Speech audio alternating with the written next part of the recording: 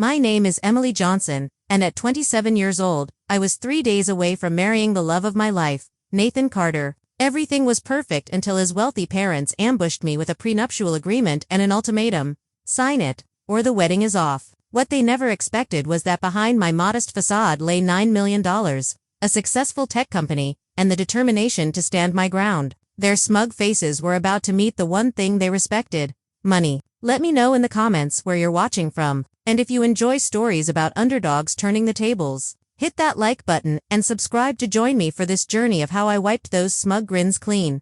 I grew up in a middle-class neighborhood in Seattle, where my parents taught high school and instilled in me the values of education and hard work. We were comfortable but never wealthy. Every cent of my college tuition came from scholarships I earned through countless all-nighters and perfect grades. I graduated with honors in computer science from the University of Washington and immediately dove into the tech world with a hunger to succeed on my own terms. My grandfather had been my biggest cheerleader. When he passed away during my senior year, he left me a surprising inheritance. His modest lifestyle had concealed smart investments over decades, resulting in a $7 million estate that came to me. I invested most of it and used a small portion to fund my tech startup focusing on educational software. By 25, my company's valuation added another $2 million to my net worth, but no one would have guessed it from looking at me. I lived in a nice but unassuming apartment, drove a practical car, and dressed well but not extravagantly. I wanted to succeed or fail on my own merits, not because of what was in my bank account.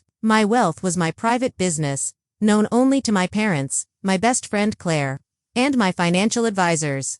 I met Nathan at a charity gala benefiting educational programs for underprivileged children. My company had donated software, and I was there representing our contribution. Nathan was there because the Carters always made appearances at important social functions. He stood out immediately, not just because of his tall frame and warm green eyes, but because, unlike the other trust fund attendees, he was genuinely engaged with the cause. Our conversation that night flowed effortlessly from education inequality to favorite hiking trails to our shared love of spicy Thai food. When he asked for my number, I gave it without hesitation, despite knowing who his family was. The Carters were Seattle old money with a lineage tracing back to early shipping magnates. Their law firm, Carter and Associates, represented half the corporate power players in the Pacific Northwest. Our first date was a picnic in Discovery Park, where Nathan brought homemade sandwiches and admitted he had looked up my company online and was impressed by my work. That was Nathan all over, thorough but genuine. We were inseparable after that. Weekend hikes, cooking disasters in my kitchen, intellectual debates that sometimes lasted until sunrise, and a deep physical connection that made everything else fade away. He never flaunted his wealth, and I never revealed mine. It seemed unimportant in the face of what we were building together. He loved that I was passionate about my work and independent. I loved that, despite his privileged upbringing, he had developed a sense of justice and fairness that guided his legal practice. When he took me home to meet his parents after 6 months, I caught the first glimpse of trouble. The Carter estate was a sprawling property in the most exclusive neighborhood of Bellevue, with manicured gardens and a house that could comfortably fit 8 families. James and Elizabeth Carter were polite but coolly assessing. Elizabeth, particularly, had a way of asking questions that seemed innocent but were clearly designed to establish my pedigree or lack thereof. "The University of Washington is a fine school," she said over dinner. "Did you find the scholarship program comprehensive? And your parents are both teachers. How commendable. Such a necessary profession." Though I imagine the financial constraints must have been challenging, Nathan either didn't notice or chose to ignore these subtle digs. He was the youngest of 3 children and clearly accustomed to navigating his mother with practiced ease. His father was more direct but equally dismissive, speaking mainly to Nathan about people and events I knew nothing about, effectively excluding me from the conversation. Still, I was in love, and these were minor irritations compared to the joy Nathan brought to my life. When he proposed on our 2-year anniversary on a sunset cruise on Puget Sound, I said yes without hesitation. The ring was his grandmother's, a tasteful sapphire that suited my hand perfectly. Wedding planning began as a dream but slowly revealed more fissures in the foundation. Elizabeth had opinions about everything, from the venue to the flowers, and while she never explicitly mentioned money, there was always the unspoken assumption that the Carters would handle everything because clearly I couldn't afford the wedding that befitted their son. Rather than correct this misperception, I let them believe what they wanted. I had my reasons for keeping my financial situation private, and my pride prevented me from appearing to compete with them on monetary terms. Nathan tried to mediate, sometimes standing firm on things that mattered to me, other times gently suggesting I compromise. I did, more often than not. Because most of the details seemed trivial compared to the fact that I would be marrying the man I loved. When Elizabeth insisted on adding 50 of their family friends to the guest list, I agreed. When she dismissed my choice of wedding cake as quaint and selected a 7-tier monstrosity from an exclusive patisserie, I let it go. The only thing I insisted on was my dress, a sleek, modern design that made me feel beautiful and confident. Even then, Elizabeth managed to insinuate that I had chosen it because it was budget-friendly rather than because it suited me perfectly.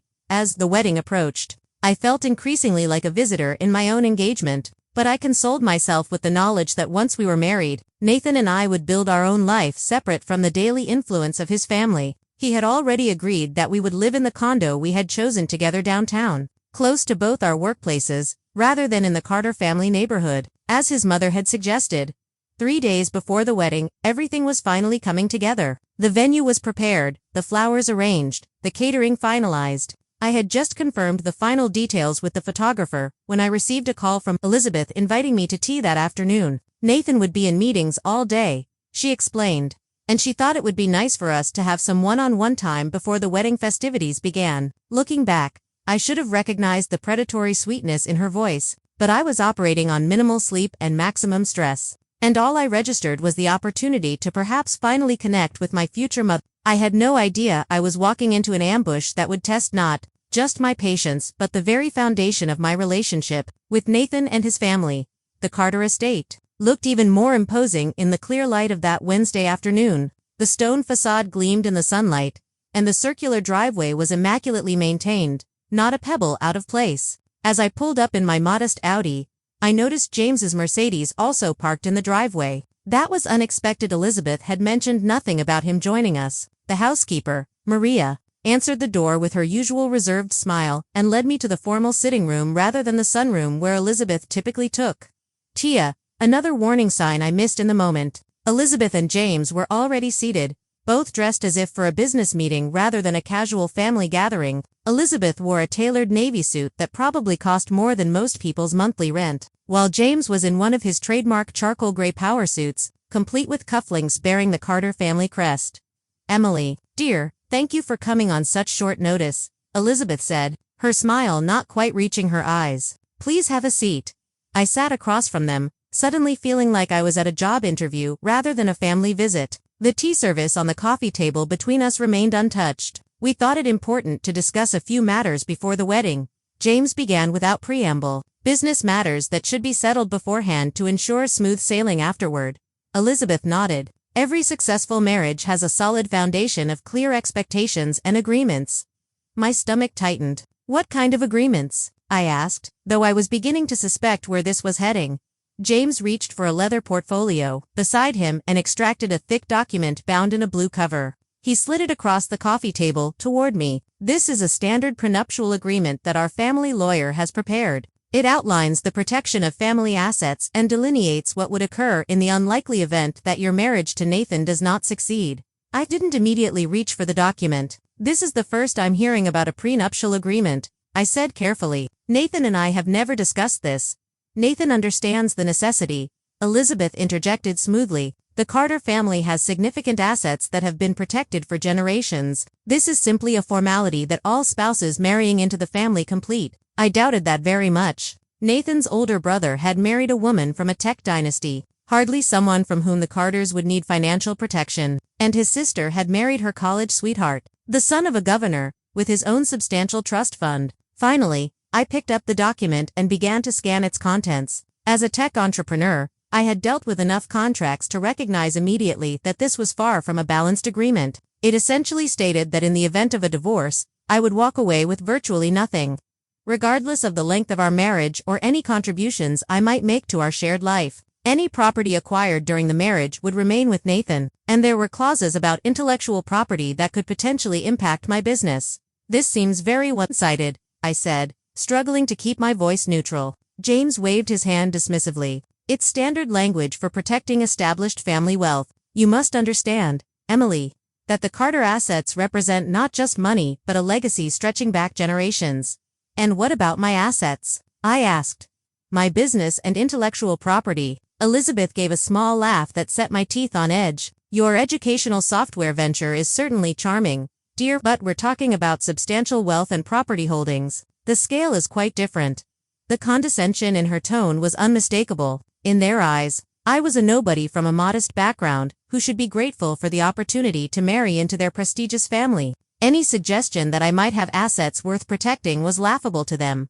Perhaps you'd like us to add a clause about your company, James offered magnanimously, though, frankly, should you and Nathan divorce, he would likely be generous regardless of legal obligations. I felt heat rising to my face but forced myself to remain composed. When does this need to be signed? I asked. Today would be ideal, Elizabeth said, producing a Mont Blanc pen from her jacket pocket. The wedding is in 3 days, and we'd like this settled well before then. I set the document down carefully. I'd need to have my own lawyer review this first. James's eyebrows rose fractionally. Your own lawyer? Is that necessary? Our family attorney who drafted this is one of the best in Seattle. Best for the Carter family's interests.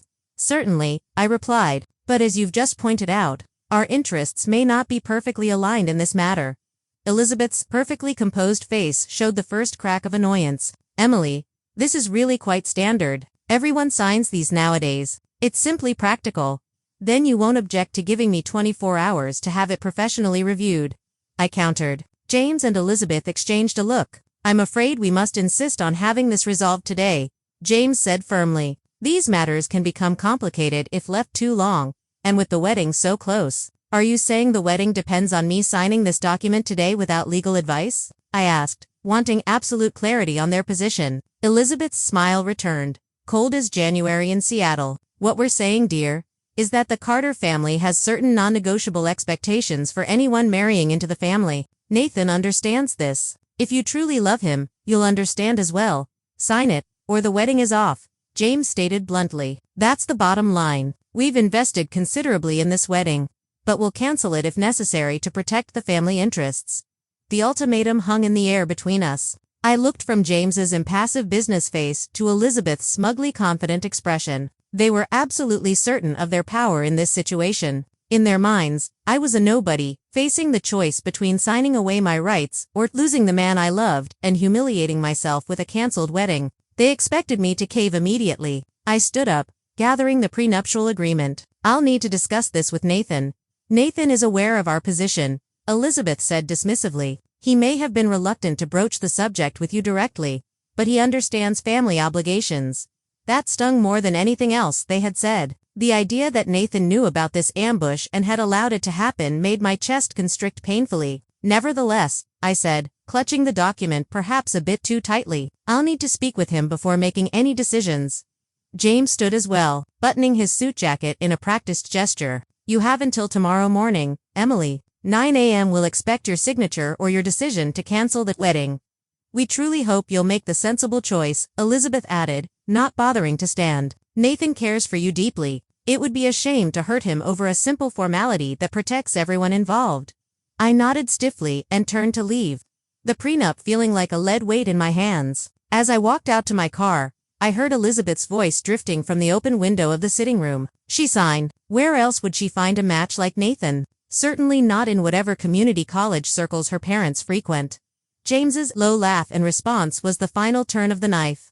I got into my car, placed the prenup on the passenger seat, and managed to drive past the ornate gates of the Carter estate before the tears started to fall. The drive home was a blur. Tears streamed down my face as Bellevue's upscale neighborhoods gave way to the more familiar landscape of downtown Seattle. I had to pull over twice when the crying made it impossible to see the road clearly. My phone rang 4 times, Nathan's name flashing on the screen, but I let it go to voicemail. I needed to process what had happened before I could talk to him. At a red light, memories flashed through my mind like scenes from a movie I had somehow starred in without realizing. Elizabeth commenting on my practical choice of car when I drove it to their house for the first time. James asking pointed questions about my business model and then dismissing educational technology as a niche market without real growth potential. The Christmas dinner where Nathan's brother had asked if I'd be keeping my little company going after marriage. As if it were a hobby rather than my passion and livelihood. I had ignored or excused all these moments, believing they were isolated incidents or misunderstandings. Now I saw them as part of a pattern, a consistent underestimation of my worth because I lacked their pedigree and perceived wealth. When I finally reached my apartment, I called the one person I knew would understand. They did what? Claire's voice rose with indignation over the phone, 3 days before the wedding. That's beyond tacky, it's so manipulative. Claire had been my roommate in college and remained my closest friend. She knew everything about me, including the full extent of my financial situation. Which was why she found the Carters' behavior particularly galling. The worst part is that apparently Nathan knew, I said, curling up on my couch with the phone pressed to my ear. He just didn't have the guts to tell me himself. You don't know that for sure, Claire cautioned. His parents could be bluffing. Either way, it doesn't look good for him, I replied. Either he knew and let them ambush me, or he has so little control in his relationship with them that they can threaten to cancel his wedding without his knowledge. Claire was quiet for a moment. What are you going to do about the prenup? Have you read through all of it yet? Enough to know it's completely one. They even have clauses that could affect my intellectual property rights to my company's software. Are you serious? That's outrageous. Claire's outrage mirrored my own. You know what you need to do, right? Call Thomas first thing tomorrow. Thomas Bennett had been my grandfather's attorney and continued to manage my legal affairs. He was shrewd, experienced, and, most importantly, completely devoted to protecting my interests. I will, I promised. But first, I need to talk to Nathan. I need to understand where he stands in all this. After hanging up with Claire, I finally gathered the courage to call Nathan back. He answered on the first ring. Emily, thank God. Mom said you left upset. What happened? His concerned tone almost made me falter, but the memory of Elizabeth's smug face strengthened my resolve. What happened? I said carefully. Is that your parents ambushed me with a prenuptial agreement and told me I either sign it by tomorrow morning or the wedding is off? They also implied you were fully aware of this plan. The silence on the other end was damning. Nathan, I prompted. I didn't know they were going to approach you like that. He finally said, his voice strained. I told them I'd discuss it with you myself. So you did know about the prenup, I confirmed. My heart sinking. Emily, try to understand. Every marriage in my family for generations has had a prenuptial agreement. It's just how things are done. And you didn't think this was something to mention to me before your parents cornered me 3 days before our wedding. He sighed heavily. I was going to bring it up. I just kept putting it off because I knew it would upset you. And wedding planning was already stressful enough. So, you left it for your parents to handle like I'm some problem to be managed. That's not fair. Nathan protested. I was trying to protect you. Protect me. I laughed bitterly. By letting your parents blindside me with an ultimatum. By letting them include clauses that could affect my business. That's not protection, Nathan. That's cowardice. You're overreacting, he said, his voice taking on the placating tone I'd heard him use with difficult clients. It's just a standard legal document. Everyone signs them these days. Have you actually read it? I challenged. Another telling pause. Not in detail, he admitted. Dad said it was the standard family template. The standard family template that ensures I walk away with nothing in a divorce, regardless of what I contribute to our marriage or how long we're together, I summarized. The template that could potentially give your family claim to intellectual property developed by my company. That can't be right, Nathan said, but uncertainty had crept into his voice. Dad wouldn't do that. Read it yourself, I suggested. Section 4, paragraph 3. I heard rustling on his end, presumably as he located a copy of the document. I need to look this over more carefully, he said after a moment, sounding troubled. Some of this language is more aggressive than I expected. Your parents gave me until 9 a.m. tomorrow to sign it or cancel the wedding, I reminded him. What's your position on that ultimatum? They shouldn't have done that, he said quickly. Of course, the wedding isn't contingent on this. We can work it out, can we? Because your mother made it very clear that this is a non-negotiable condition for marrying into the Carter family. Mom can be intense, but she doesn't make these decisions. We do. I wanted to believe him, but doubt had taken root. Then call them right now. Tell them the ultimatum is off the table and that we'll address this after the wedding. Emily, be reasonable. We can't just dismiss this entirely. A prenup makes sense given the circumstances. What circumstances? I pressed. The fact that your family has money, and I presumably don't. It's more complicated than that, he hedged. There are family trusts, business interests, things far too complex for a simple teacher's daughter to understand, I finished for him. echoing the condescension I'd heard in Elizabeth's voice. That's not what I meant, and you know it, Nathan said, frustration evident in his tone. Why are you making this so difficult? It's just a piece of paper that hopefully we'll never need. If it's just a piece of paper, why is it worth threatening to cancel our wedding over? He had no good answer for that. I need some time to think, I said finally, and you need to decide where you stand, Nathan, with your parents or with me. That's not a fair choice, he protested. I love you, but they're my family. And what am I supposed to be in 3 days? I asked quietly. The question hung between us, unanswered. I'll call you tomorrow, I said, and ended the call before he could respond. I sat in the silence of my apartment.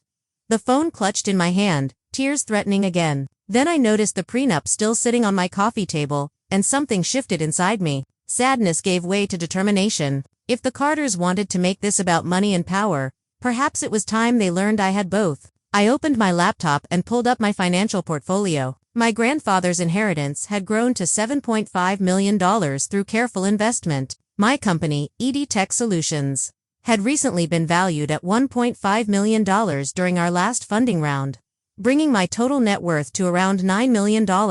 Not Carter money, perhaps, but substantial enough to change the dynamics of this conversation entirely.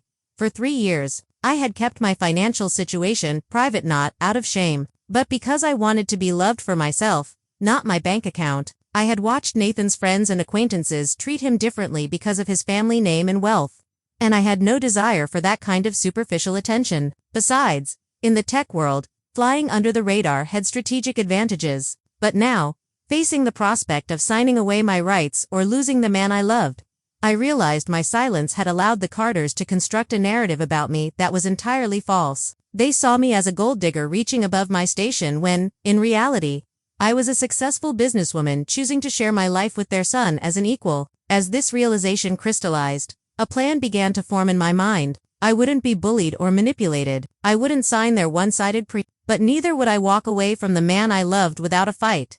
I sent a quick text to Thomas.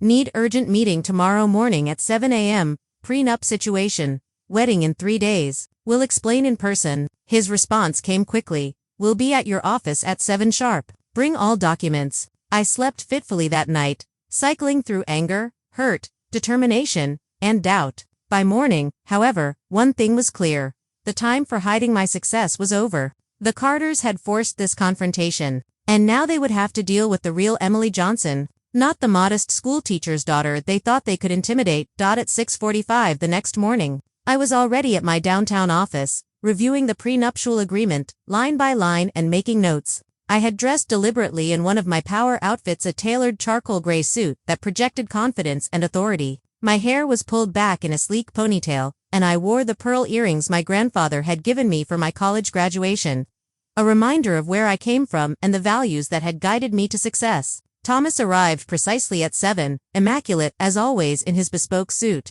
silver hair perfectly combed, carrying his weathered leather briefcase that had seen decades of legal battles. At 71, he was still one of the sharpest attorneys in Seattle, with a reputation for being ruthlessly effective while maintaining impeccable ethics. Good morning, Emily, he greeted me, setting his briefcase on my conference table. I must say, when I received your text, I was quite surprised. You never mentioned a prenuptial agreement in our previous wedding discussions. Because there wasn't one until yesterday, I explained, handing him the document. 3 days before the wedding, my future in-laws ambushed me with this and an ultimatum to sign it by 9 a.m. today, or cancel the wedding. Thomas's bushy eyebrows rose as he accepted the document. That's rather unorthodox timing, to put it mildly. Read it, I urged, particularly Section 4 on intellectual property and Section 6 on asset division. He put on his reading glasses and began scanning the document, his expression growing increasingly grave as he progressed. After about 15 minutes of careful reading, he set it down and removed his glasses. This is one of the most aggressively one-sided prenuptial agreements I've seen in 45 years of practice, he stated flatly, and I've seen some doozies, especially among old money families. Can you fight it? I asked. A slow smile spread across Thomas's face, the kind that had likely struck fear into opposing counsel for decades. My dear, I won't just fight it, I'll eviscerate it and replace it with something that actually protects your substantial interests. He opened his briefcase and extracted a legal pad, Let's be clear about your position. Your net worth currently stands at approximately $9 million, correct? I nodded, and the Carters are unaware of this fact. Completely unaware, I confirmed. I've always kept my financial situation private, only my parents, Claire, and you know the full extent of it. Thomas chuckled, a deep rumbling sound that conveyed genuine amusement. Well, this is going to be quite the revelation for them. He tapped his pen against the legal pad. Do you want to salvage this relationship, or should we simply refuse their terms and let the chips fall where they may? The question gave me pause. Despite everything, I did love Nathan. The issue wasn't with him directly but with the power dynamics his family was trying to establish. I want to salvage it, I said finally, but only if Nathan is willing to stand with me as a true partner, and only if his family recognizes that I'm entering this marriage as an equal. Not as some charity case. They're graciously welcoming despite my perceived lack of pedigree. Very well, Thomas nodded. Then we craft a counteroffer, a fair and balanced prenuptial agreement that protects both parties equally. For the next 2 hours, Thomas and I worked on creating a new document. He drafted language that protected both my assets and Nathan's, established fair terms for property division in the event of divorce, and, most importantly, included ironclad protection for my intellectual property and business interests. Now for the presentation strategy, Thomas said as we finalized the document. Timing and setting will be crucial. When and where do you want to deliver this counteroffer? I considered this carefully. There are 2 conversations that need to happen. First, I need to speak with Nathan privately. Then, assuming that goes well, we need to present this to his parents together. I suggest a neutral location for the family meeting, Thomas advised. Somewhere public enough to discourage extreme reactions but private enough for a confidential discussion. The private dining room at Canlis, I decided. It's upscale enough to appeal to the Carter sensibilities, but on neutral territory. Excellent choice. Thomas approved. And for the supporting documentation, I opened a folder on my desk. I have my complete financial portfolio here, including bank statements, investment accounts, and the most recent valuation of my company. Everything is updated and verified as of last month. Thomas reviewed the documents, nodding in satisfaction. These will make your position abundantly clear. Now, let's discuss your approach with Nathan. We spent another hour refining my strategy for both conversations. By the time Thomas left at 10:30, I felt prepared and confident. I had a solid plan, a fair prenuptial agreement, and, most importantly, the resolve to stand up for myself and the relationship I wanted. After Thomas departed, I called Claire again to update her. So, you're really doing this? She asked after I explained the plan. Revealing your financial situation after keeping it private all this time. I don't see another option, I replied. Not if I want a marriage based on truth and equality. And what if Nathan is angry that you kept this from him? Claire pressed. Have you considered that possibility? I had, ostensibly. Then we'll have to work through that together, I said. But if he can't understand why I wanted to be loved for myself rather than my bank account, then maybe we're not as compatible as I thought. Fair point, Claire conceded. For what it's worth, I think you're handling this with incredible grace. I would have told Elizabeth Carter exactly where she could shove that prenup. That made me laugh, releasing some of the tension I'd been carrying. The day's not over yet. I may still get to that point. After hanging up, I sent Nathan a text. We need to talk. Meet me at Solari at 1 p.m., just the 2 of us. His response came quickly. I'll be there. I love you. Those 3 words brought a fresh wave of emotion. Despite everything, I still believed he meant them. The question was whether love alone would be enough to weather this storm. I spent the next hour preparing myself, not just mentally but physically. I went to the salon in my building for a blowout that left my hair looking sleek and professional. Then I touched up my makeup, opting for a polished look that projected confidence without being intimidating. The pearl earrings remained a talisman of sorts, connecting me to my roots and the grandfather who had always believed in me. By the time I left to meet Nathan, I felt like a warrior heading into battle, armed with truth, principle, and 9 million reasons why the Carters had severely underestimated me. Solari was one of our favorite restaurants, an upscale American place where we had celebrated our first anniversary. The familiar setting felt right for this conversation.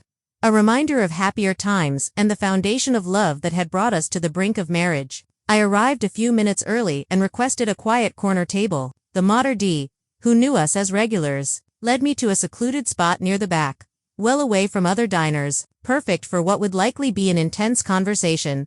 Nathan arrived precisely at 1, looking haggard, His usually impeccable appearance was slightly rumpled, his tie a bit crooked, dark circles under his eyes, suggesting he had slept as poorly as I had. When he saw me, relief washed over his face. "Emily," he said, sliding into the seat across from me. "Thank you for meeting me. I've been worried sick since our call last night."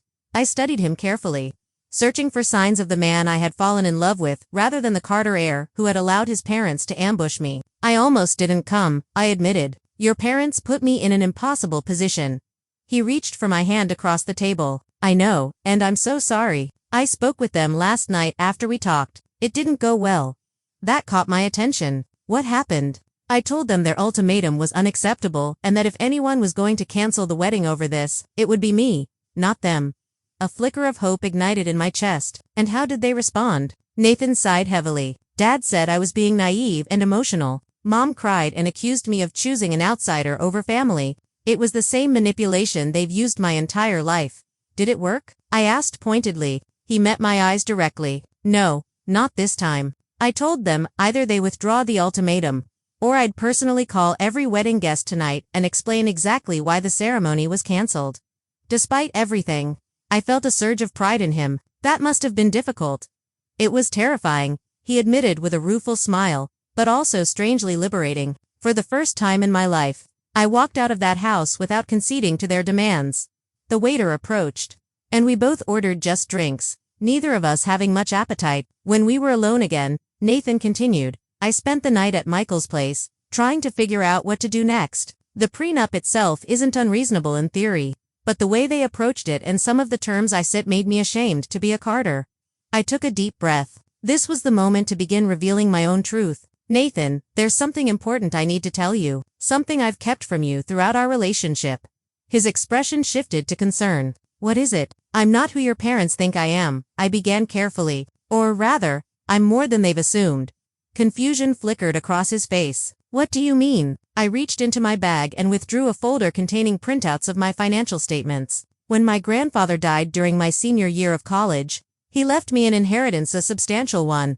I slid the folder across the table. Nathan opened it with a puzzled expression that quickly transformed to shock as he scanned the documents. $7.5 million.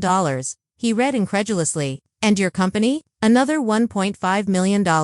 "Emily, this is, why did you never tell me?" "For the same reason you don't introduce yourself as Nathan Carter of the Seattle Carters to everyone you meet." I explained. "I wanted to be known for who I am, not what I have. I wanted genuine relationships based on mutual respect and shared values, not wealth or status." He was still processing the financial statements, flipping through pages with growing astonishment. "All this time, my parents have been treating you like a gold digger after the Carter fortune.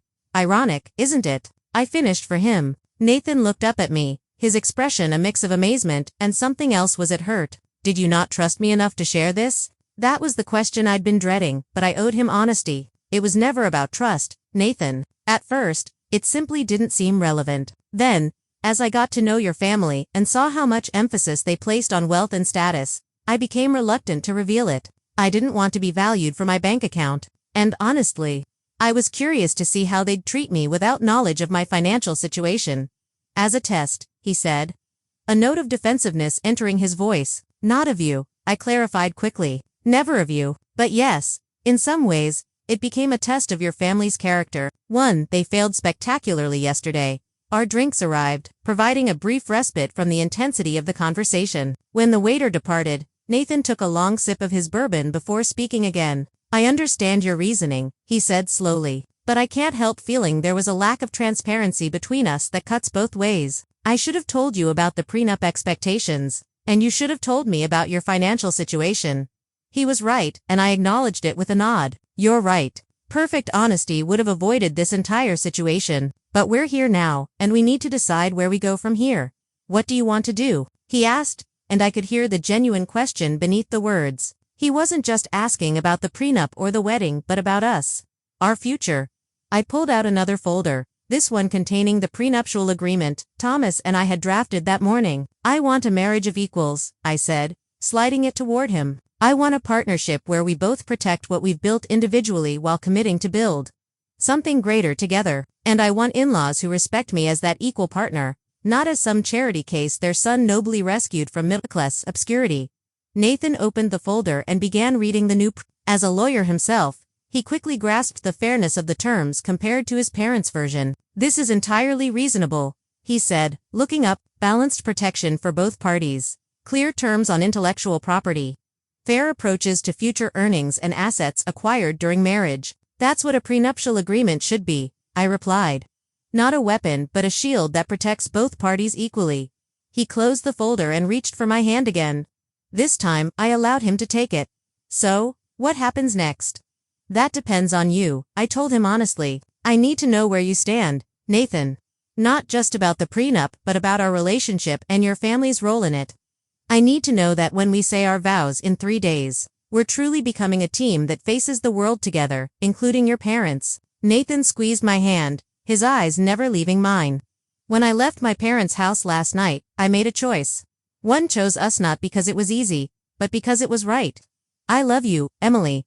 I love your brilliance, your integrity, your compassion. Whether you have $9 or $9 million doesn't change that."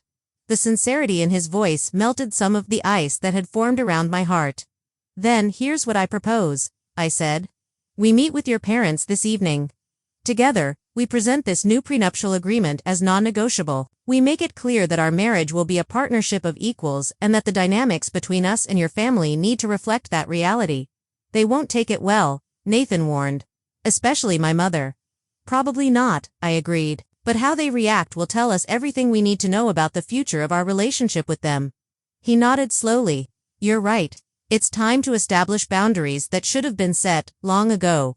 He raised his glass in a small toast. "Two facing the Carter Inquisition together." I clinked my glass against his. "Together."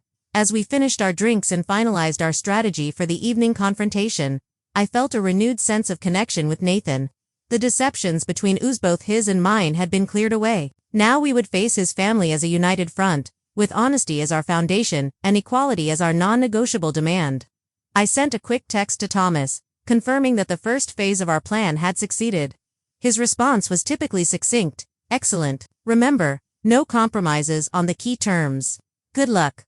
Luck, I thought as Nathan and I left the restaurant hand in hand, might not be necessary. We had truth on our side now, and in my experience, that was a far more powerful weapon than luck could ever be. At precisely 6 p.m., our car pulled up to the entrance of Canlis. I had chosen it carefully, not just for its neutral territory status, but for its reputation as one of the most discreet, high-end establishments in Seattle. The staff was known for their professionalism and ability to pretend they heard and saw nothing. No matter how heated a business discussion might become, Nathan helped me from the car, his hand warm and reassuring against mine. We had spent the afternoon refining our approach and reviewing the new prenuptial agreement together, strengthening our united front.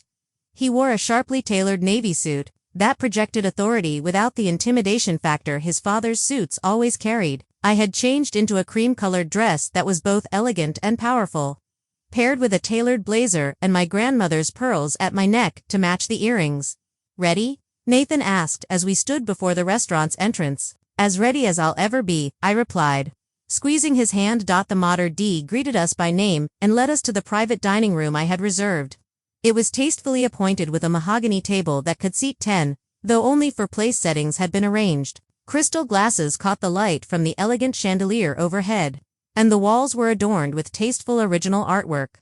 The large windows offered a stunning view of Lake Union, the water glittering in the early evening light.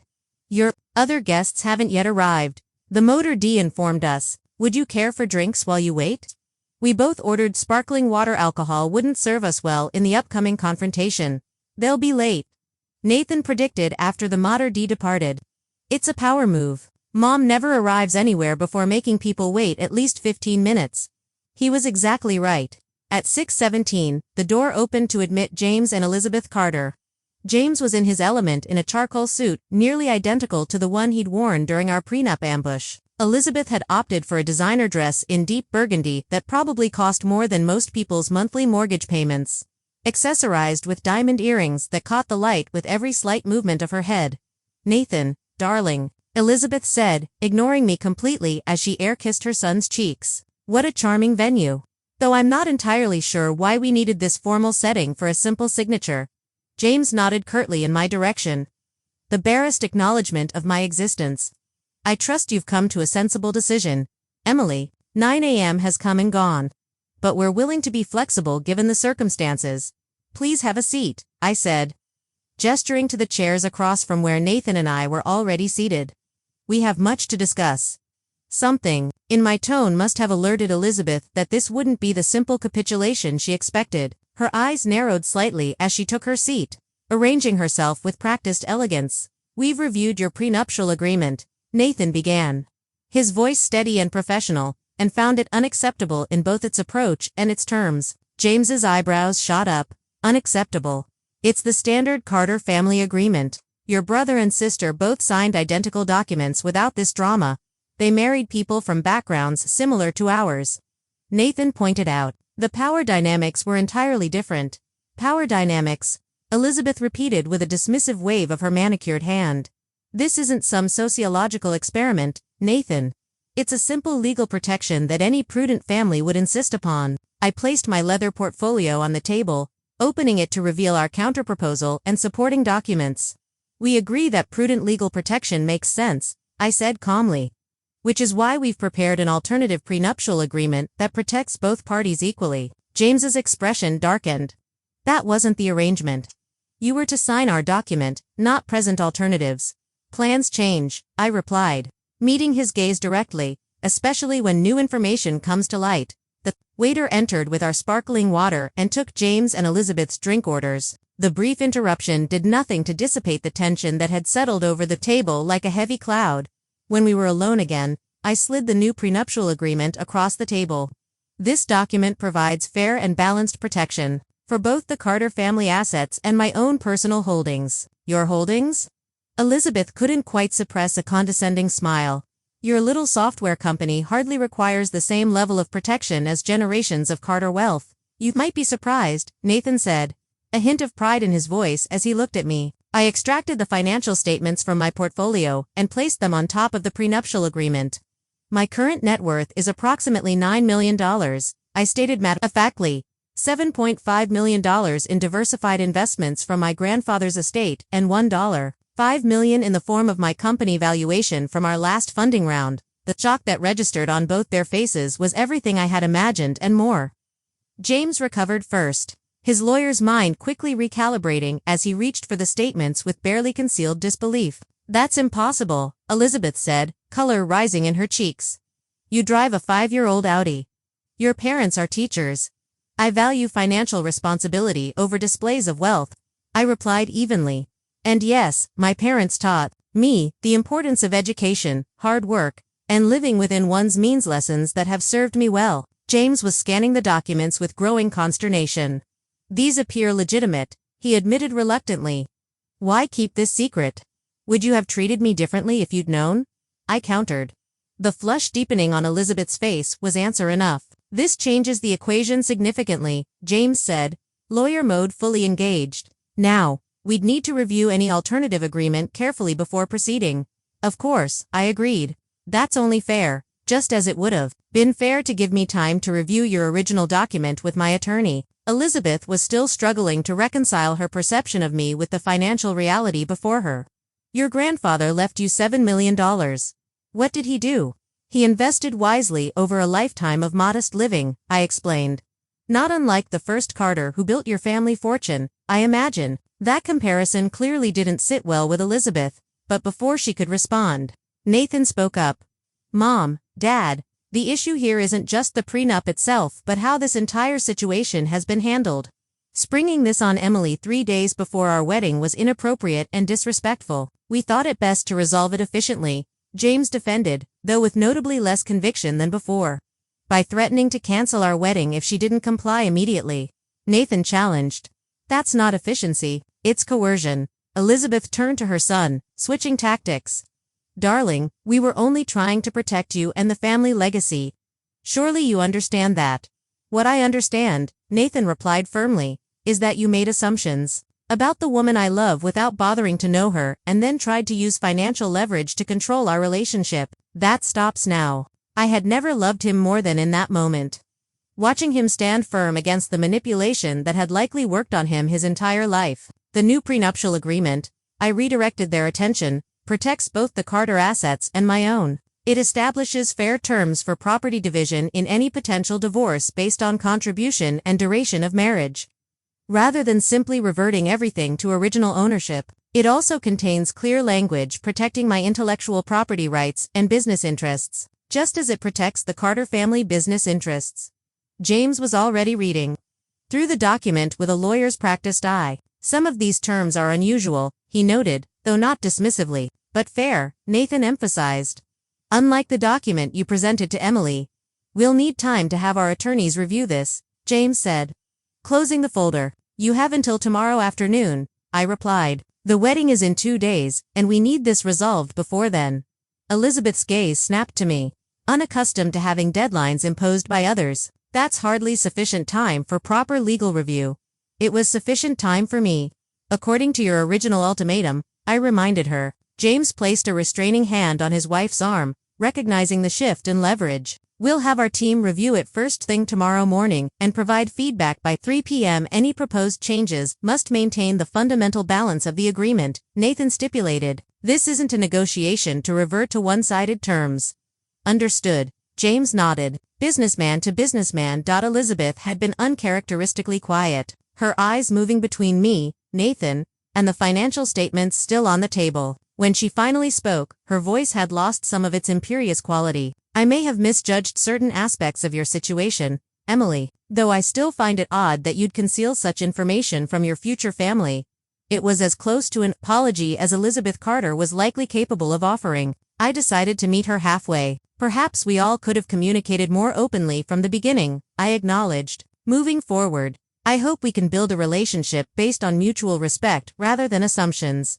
The waiter returned with James and Elizabeth's drinks and inquired about dinner. By unspoken agreement, we all declined. This meeting had clearly served its primary purpose. As we prepared to leave, James held out his hand to me, a gesture that would have been unthinkable 24 hours earlier. You've proven yourself a formidable negotiator, Emily. The Carter family may benefit from such unexpected perspectives. I accepted his handshake, recognizing it as a peace offering of sorts. I look forward to contributing to the family in many ways, Mr. Carter. Elizabeth's farewell was less warm but notably lacking the condescension that had characterized our previous interactions. Progress, if not perfection. Once they had departed, Nathan pulled me into his arms right there in the private dining room. You were magnificent, he whispered against my hair. Absolutely magnificent. We were magnificent, I corrected him, leaning back to meet his eyes. Together. He smiled. A genuine smile, untainted by the stress of the past 2 days. Together. I liked the sound of that.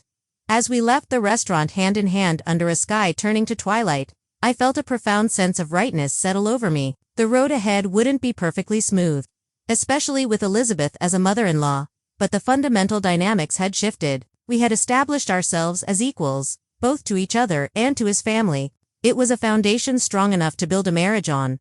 2 days later, I stood in a small antechamber of the Fairmont Olympic Hotel, wearing the sleek, modern wedding dress I had chosen months ago. The prenuptial agreement had been signed yesterday afternoon, with only minor adjustments to the language that didn't affect the balanced protection it provided both families. James had been surprisingly reasonable during the final negotiations, while Elizabeth had maintained a dignified distance from the process. Perhaps still coming to terms with her misjudgment of the situation, Claire adjusted my veil, her eyes suspiciously bright. You look stunning, Em. And not just because of this amazing dress. There's something different about you today. Confidence. My mother supplied from where she was arranging the train. My daughter finally stopped hiding her light. She was right. The past 3 days had transformed me in subtle but significant ways. Standing up to the Carters, revealing my true financial situation, and establishing clear boundaries, had lifted a weight I hadn't fully recognized was there. I had spent 3 years carefully managing perceptions, worried that my wealth would change how people saw me. The irony that this fear had led to exactly the type of judgment I'd hoped to avoid wasn't lost on me. There was a soft knock at the door. And to my surprise, Elizabeth Carter entered. She had forgone her usual intimidating elegance for a softer, more maternal look in pale blue that complemented rather than competed with my bridal ensemble. May I have a moment alone with Emily? She asked, her voice lacking its usual imperious tone. My mother and Claire exchanged glances before nodding and stepping out, leaving me face to face with my soon-to-be mother-in-law. Elizabeth approached slowly, taking in my appearance with an expression I couldn't quite read. "You make a beautiful bride," she said finally. "Thank you," I replied, uncertain where this conversation was heading. She fingered the delicate lace of my veil, a surprisingly vulnerable gesture from a woman who calculated her every move. "I owe you an apology, Emily. A proper one. Not the half-hearted acknowledgement I offered at the restaurant." That was unexpected. Elizabeth Carter didn't strike me as someone familiar with apologies. "My behavior was inexcusable," she continued. "Not just the prenuptial agreement ambush but the months of subtle condescension and judgment before that. I made assumptions based on superficial factors and never bothered to know the real woman my son loves." The sincerity in her voice was unmistakable. "That can't have been easy to admit," I acknowledged. A small, rueful smile touched her lips. "The Carters aren't known for admitting mistakes. It's a family trait I hope you and Nathan will improve upon in the next Hunt generation." She reached into her clutch and extracted a small velvet box. "I brought you something, a peace offering of sorts." I accepted the box cautiously and opened it to find a pair of diamond and sapphire earrings that clearly had significant age and history. "These belonged to Nathan's great-grandmother," Elizabeth explained. "She was the daughter of a factory worker who married into the Carter family against considerable opposition. She went on to save the family business during the Depression through sheer determination and business acumen that her husband lacked." The parallels were obvious, and I was touched by both the gesture and its symbolic meaning. "They're beautiful," I said sincerely. "Thank you for sharing this history with me. Perhaps you'd consider wearing them today," she suggested. "Something old and something blue, as they say," I nodded, removing my pearl earrings and allowing Elizabeth to help me put on the sapphire ones. It was a small moment of connection, a tentative bridge across the chasm that had separated us. "Nathan loves you deeply," she said as she stepped back to regard me. "That should have been enough for me from the beginning. I hope you can forgive my failure to see that. I think we've both learned something about assumptions and appearances," I replied. "Moving forward is what matters now." She nodded, composing herself with visible effort. "Well, I should rejoin James. Your father will be here shortly to walk you down the aisle." At the door, she paused. "Welcome to the family, Emily." Truly, after she left, I studied my reflection in the mirror, the sapphire earrings catching the light when I turned my head. They represented something important, a recognition that I wasn't just marrying Nathan but joining a lineage of strong women who had shaped the Carter destiny in their own ways. My father arrived minutes later, his eyes growing misty when he saw me. "My brilliant girl," he said, embracing me carefully to avoid disturbing my dress. "Ready to start this new chapter?" "More than ready," I assured him. The ceremony was everything I'd hoped for, intimate, despite the 200 guests in attendance. When Nathan saw me walking down the aisle, the love shining in his eyes made everything else fade away, all the stress and conflict of the past week disappearing in the face of what truly mattered. Our vows were traditional but spoken with a depth of meaning that moved many to tears, including, surprisingly, Elizabeth. At the reception, I noticed subtle shifts in how the Carter family and friends interacted with me. Gone was the condescension, replaced by genuine interest and respect. James introduced me to his business associates with pride, emphasizing my entrepreneurial success. Elizabeth made a point of seating me next to her oldest friend, a federal judge whose approval clearly mattered to her.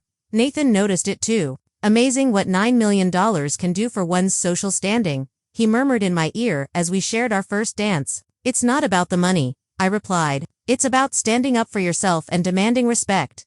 "Perhaps a bit of both," he acknowledged with a smile. "Either way, I've never been prouder to call you my wife." Our honeymoon in the Amalfi Coast was a blissful escape from family dynamics and prenuptial negotiations. For 2 weeks, we were simply Nathan and Emily, two people in love, exploring cliffside villages and crystal blue waters. We talked about the future, about building our life together as true partners, and about the boundaries we'd maintain with both our families going forward.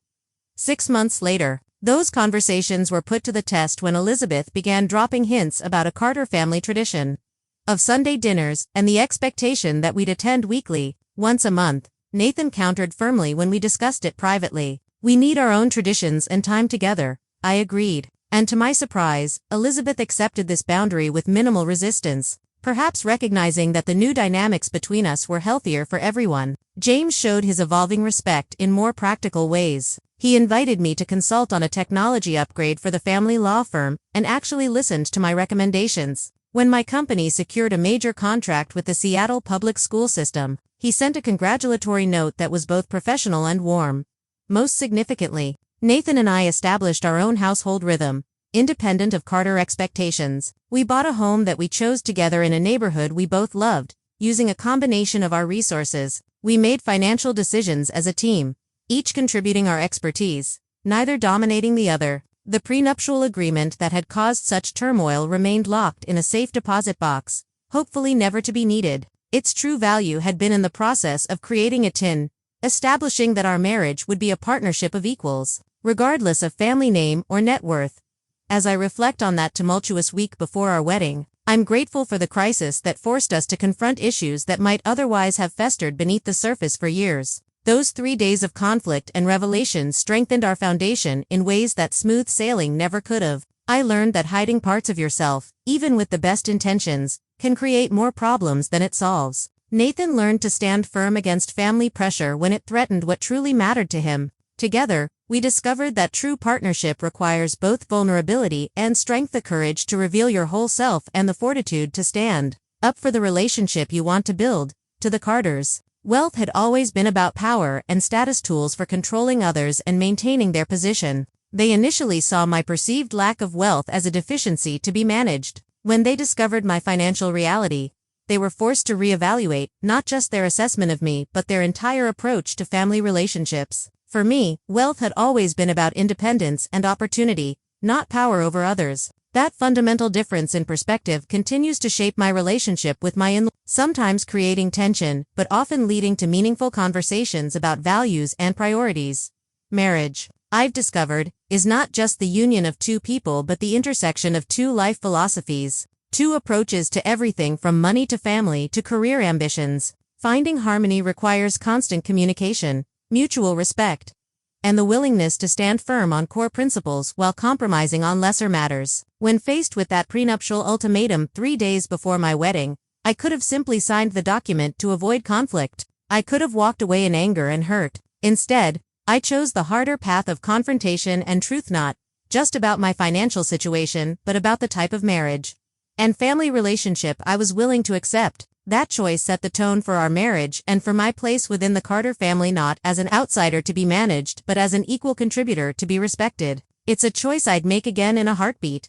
Have you ever had to stand your ground against people who underestimated you? Did you reveal your true worth and wipe those smug grins clean? Share your story in the comments below. And if this tale of turning the tables on those who misjudged you resonated with you, please like this video, subscribe to my channel for more stories of triumph and transformation, and share with someone who might need encouragement to stand up for themselves. Thank you for joining me on this journey. And remember, sometimes the most powerful thing you can do is simply refuse to be less than who you truly are.